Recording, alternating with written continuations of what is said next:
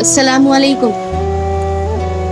حضرت عبداللہ رضی اللہ تعالی عنہ یہ ہمارے حضور رحمت عالم صلی اللہ علیہ وآلہ وسلم کے والد ماجد ہیں۔ یہ عبد المطلب کے تمام بیٹوں میں سب سے زیادہ باپ کے لاڈلے اور پیارے تھے۔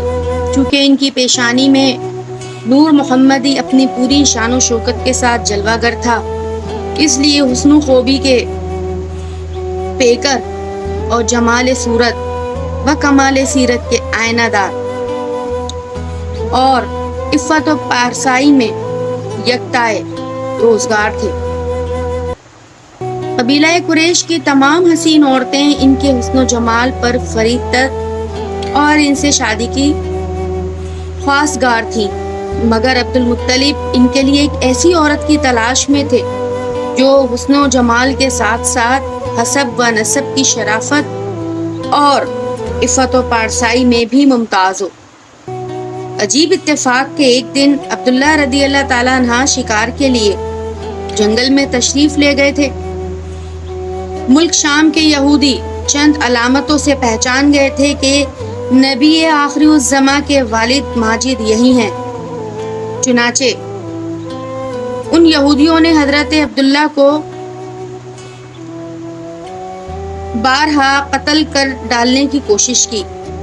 اس مرتبہ بھی یہودیوں کی ایک بہت بڑی جماعت مسلح ہو کر اس نیت سے جنگل میں گئی کہ حضرت عبداللہ رضی اللہ تعالیٰ عنہ کو تنہائی میں دھوکے سے قتل کر دیا جائے، مگر اللہ تعالیٰ نے اس مرتبہ بھی اپنے فضل و کرم سے بچا لیا۔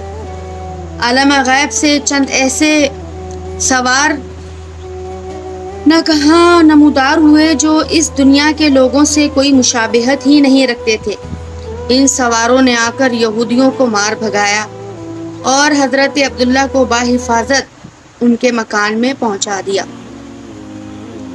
وہب بن مناف بھی اس دن جنگل میں تھے، انہوں نے اپنی آنکھوں سے یہ سب کچھ دیکھا، اس لیے ان کو حضرت عبداللہ رضی اللہ تعالیٰ عنہ سے بے انتہا محبت اور عقیدت پیدا ہو گئی، اور گھر آ کر یہ عزم کر لیا کہ وہ اپنی نور نظر حضرت آمنہ رضی اللہ تعالیٰ عنہ کی شادی حضرت عبداللہ رضی اللہ تعالیٰ عنہ سے ہی کریں گے۔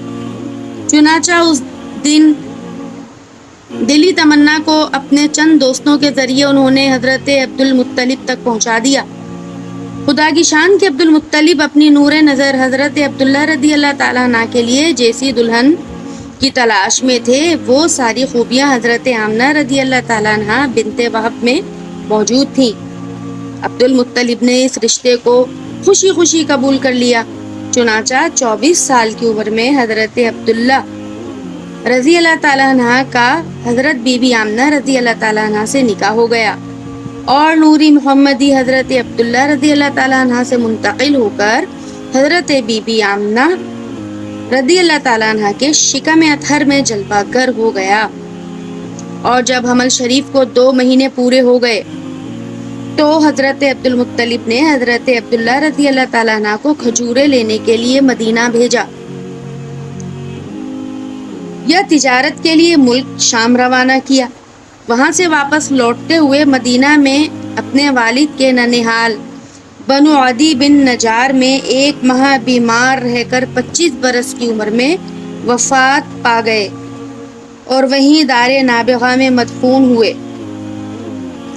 قافلے والوں نے جب مکہ واپس لوٹ کر حضرت عبد المطلب کو حضرت عبداللہ رضی اللہ تعالیٰ عنہ کی بیماری کا حال بتایا تو انہوں نے خبرگیری کے لیے اپنے سب سے بڑے لڑکے حارث کو مدینہ بھیجا۔ ان کے مدینے پہنچنے سے ہی پہلے حضرت عبداللہ رضی اللہ تعالیٰ عنہ ہی ملک و بقا ہو چکے تھے۔ حارث نے مکہ واپس آ کر جب وفات کی خبر سنائی تو سارا گھر ماتم کدا بن گیا اور بنو ہاشم کے ہر گھر میں ماتم برپا ہو گیا۔ خود حضرت آمنہ رضی اللہ تعالیٰ عنہ اپنے مرحوم شوہر کا ایسا پردر مرثیہ کہا کہ جس کو سن کر آج بھی دل غم سے بھر جاتا ہے۔